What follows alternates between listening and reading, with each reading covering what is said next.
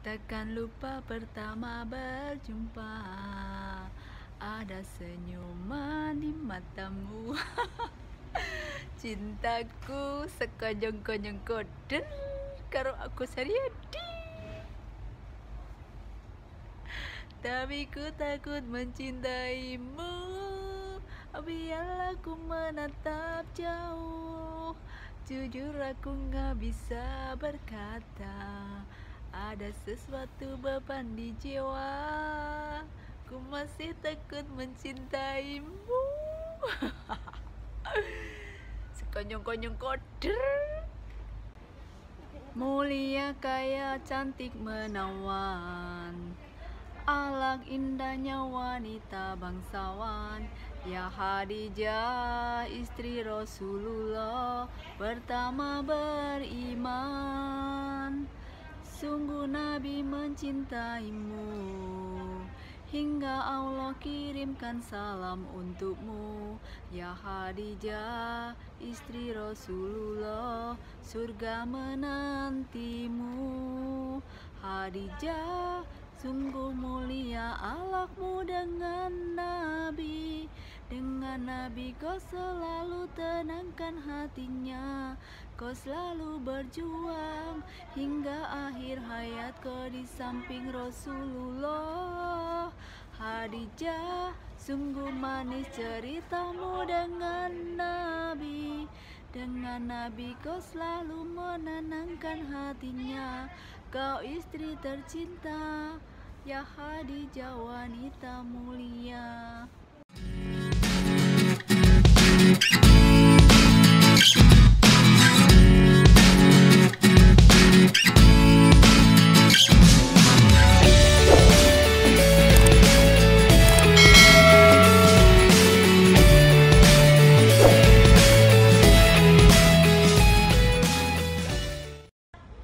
Assalamualaikum warahmatullahi wabarakatuh. Oke guys,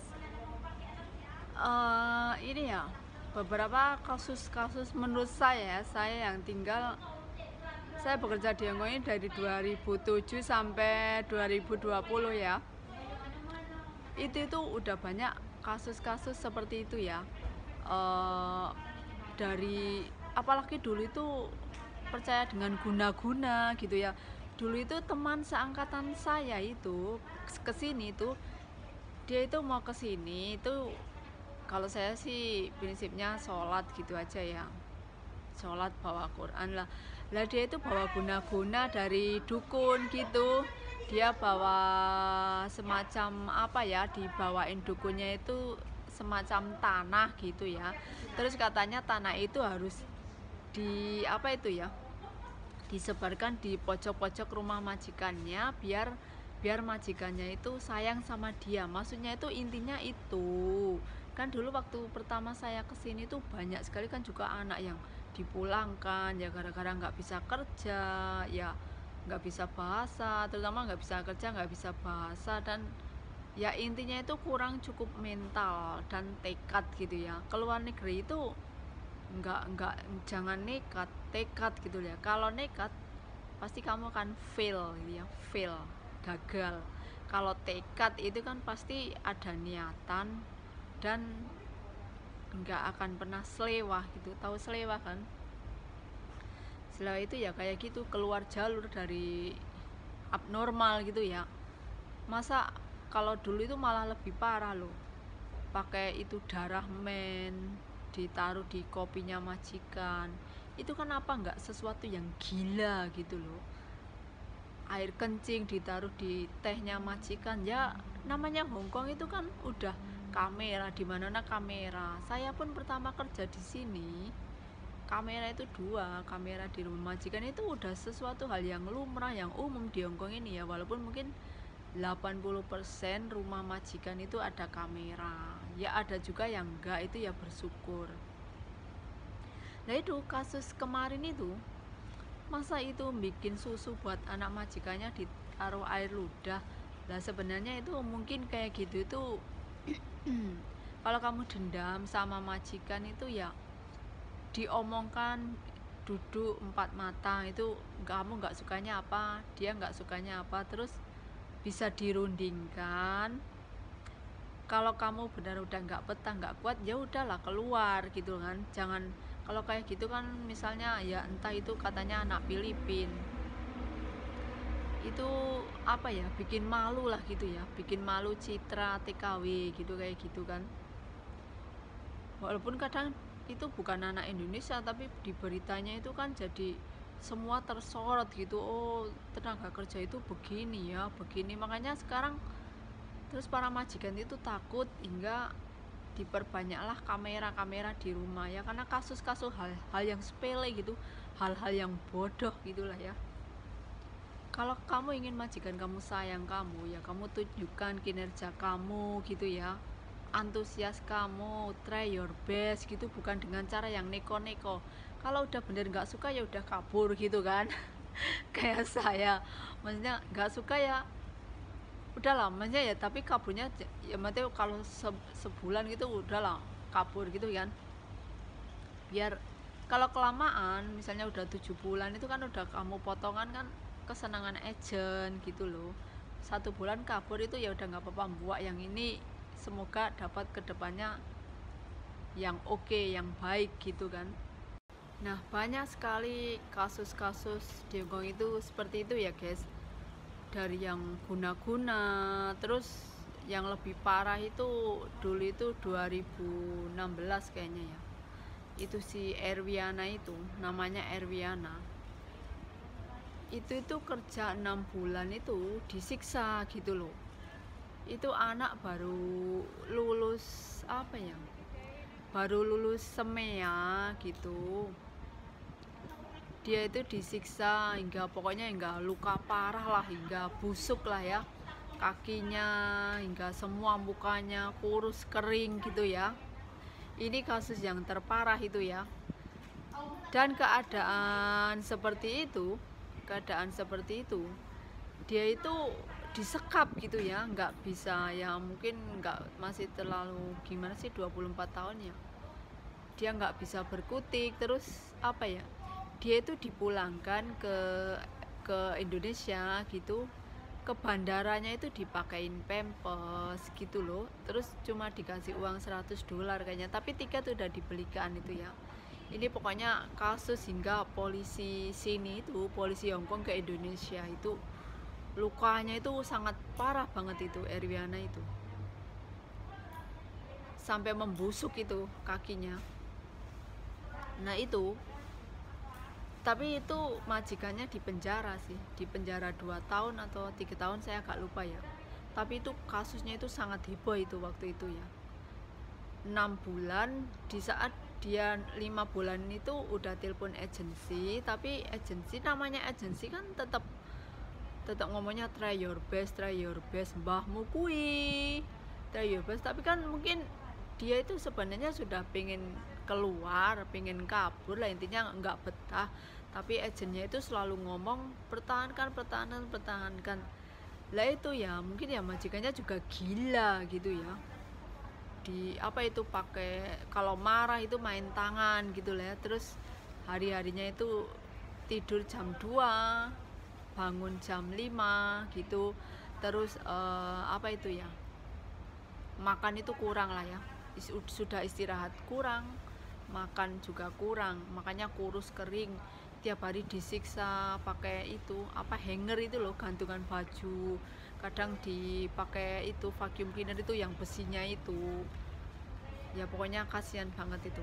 Kok dilalah sampai 6 bulan itu nggak ada yang nolong. Baru setelah dia mau dipulangkan itu sama majikannya, diantarin sama majikannya itu pandai gitu loh, sampai dia mungkin shock gitu ya, keadaan shock gitu kan, hingga mendekati gila ya mungkin ya, karena tiap hari disiksa. Terus memakai itu ya, pulangnya itu hingga dipakein pampers. Itu kan berarti kan udah majikan dia udah tahu ini anak udah sakit kayak gitu, kurus kering gitu kan, biar nggak ada orang lihat mungkin kalau dia ke toilet, biar nggak itu ya. Tapi kan sebusuk-busuknya kamu menyimpan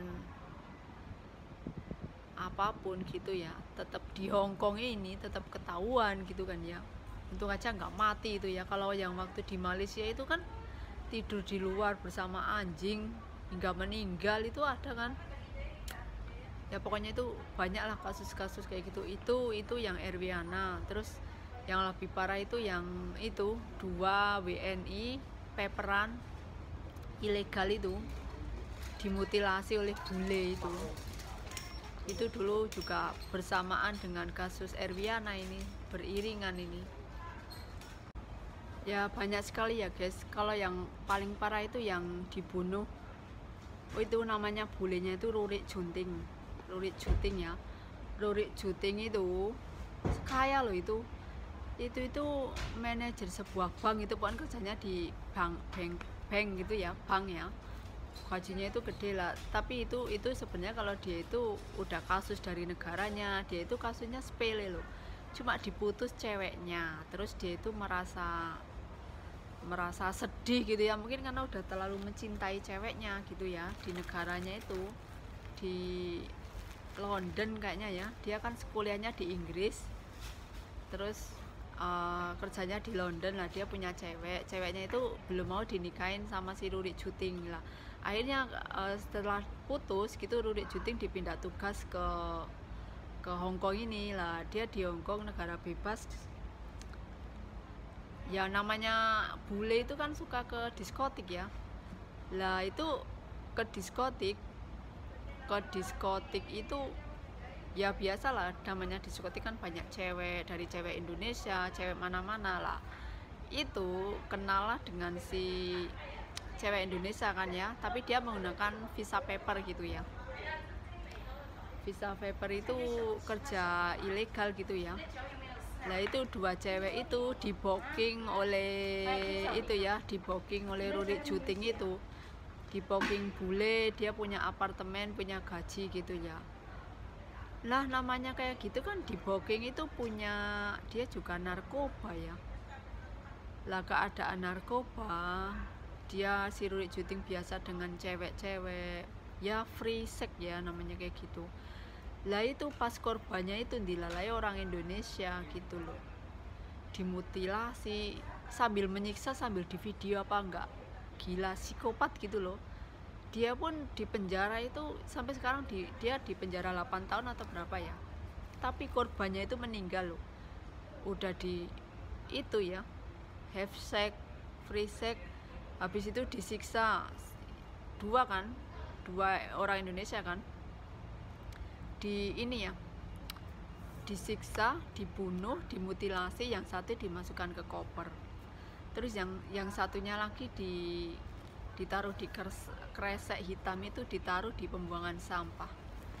Setelah beberapa polisi, ada orang menemukan kan, terus melaporkan polisi, ya dia mengakui dengan santainya ya, mungkin karena mengakui itu karena pengaruh narkoba atau apa ya. Yaitu yang kasihan kan mati gitu loh, mati dalam keadaan seperti itu, keadaan zina kayak gitu kan ya. Yaitu namanya hidup kan pilihan ya, makanya pilihlah yang baik-baik kan. Nah terus kalau Erwiana ini kan disiksa terus dipulangkan ke Indonesia, tapi kan itu ketahuan di bandara sama orang Indonesia. Kalau si yang ini, yang 2 dibunuh Rurik Junting itu udah tak bernyawa, udah meninggal semua, terus jenazahnya dikirim ke Indonesia. Sampai polisi juga, kalau ini polisi nggak terlalu ini ya, polisi mengurusi sidangnya Rurik Junting. Kalau Erwiana itu majikannya di penjara juga, tapi ini polisi sampai mengantarkan si Erwiana itu melihat hasil otopsinya juga waktu Erwiana. Kemudian banyak juga yang anak Indonesia bunuh diri karena hutang. Ada juga yang kejatuhan itu ya, kejatuhan 60 kilo itu AC itu loh. Ya makanya diorangnya juga harus hati-hati ya, jalan itu di bawah bangunan-bangunan itu. Dia lagi cari majikan, tidur di agensi, kejatuhan AC, ya mati. Ya banyak sekali ya guys. Kalau yang paling parah itu yang dibunuh, itu namanya bulenya itu Rurik Junting ya. Rurik Junting itu kaya loh, itu manajer sebuah bank, itu pokoknya kerjanya di bank gitu ya, bank ya, gajinya itu gede lah, tapi itu sebenarnya kalau dia itu udah kasus dari negaranya, dia itu kasusnya sepele loh, cuma diputus ceweknya, terus dia itu merasa sedih gitu ya, mungkin karena udah terlalu mencintai ceweknya gitu ya, di negaranya itu di London kayaknya ya, dia kan kuliahnya di Inggris, terus kerjanya di London lah, dia punya ceweknya itu belum mau dinikahin sama si Rurik Juting lah. Akhirnya setelah putus gitu, Rurik Juting dipindah tugas ke Hong Kong ini lah. Dia di Hong Kong, negara bebas ya, namanya bule itu kan suka ke diskotik ya. Lah itu ke diskotik itu ya biasalah, namanya diskotik kan banyak cewek, dari cewek Indonesia, cewek mana-mana lah. Itu kenal lah dengan si cewek Indonesia kan ya, tapi dia menggunakan visa paper gitu ya. Visa paper itu kerja ilegal gitu ya. Nah itu dua cewek itu diboking oleh itu ya, diboking oleh Rurik Juting itu, diboking bule, dia punya apartemen, punya gaji gitu ya. Nah namanya kayak gitu kan, diboking itu punya dia juga narkoba ya. Lah keadaan narkoba, dia si Rurik Juting biasa dengan cewek-cewek ya, free sex ya namanya kayak gitu. Lah itu pas korbannya itu dilalai orang Indonesia gitu loh, dimutilasi sambil menyiksa, sambil di video apa enggak, gila, psikopat gitu loh.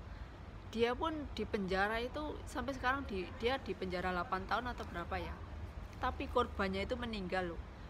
Udah di itu ya, have sex, free sex, habis itu disiksa dua orang Indonesia kan, di ini ya, disiksa, dibunuh, dimutilasi, yang satu dimasukkan ke koper, terus yang satunya lagi ditaruh di kresek hitam itu, ditaruh di pembuangan sampah.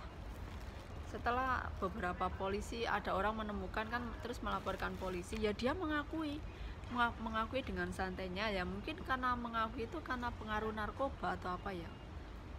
Yaitu yang kasihan kan mati gitu loh, mati dalam keadaan seperti itu, keadaan zina kayak gitu kan ya. Yaitu namanya hidup kan pilihan ya, makanya pilihlah yang baik-baik kan. Nah terus kalau Erwiana ini kan disiksa terus dipulangkan ke Indonesia, tapi kan itu ketahuan di bandara sama orang Indonesia. Kalau si yang ini, yang dua dibunuh Rurik Juting itu udah tak bernyawa, udah meninggal semua, terus jenazahnya dikirim ke Indonesia. Sampai polisi juga, kalau ini polisi nggak terlalu ini ya, polisi mengurusi sidangnya Rurik Juting. Kalau Erwiana itu majikannya di penjara juga, tapi ini polisi sampai mengantarkan si Erwiana itu melihat hasil otopsinya juga waktu Erwiana. Kemudian banyak juga yang anak Indonesia bunuh diri karena hutang, ada juga yang kejatuhan itu ya, kejatuhan 60 kilo itu AC itu loh ya. Makanya diorangnya juga harus hati-hati ya, jalan itu di bawah bangunan itu. Dia lagi cari majikan, tidur di agensi, kejatuhan AC, ya mati.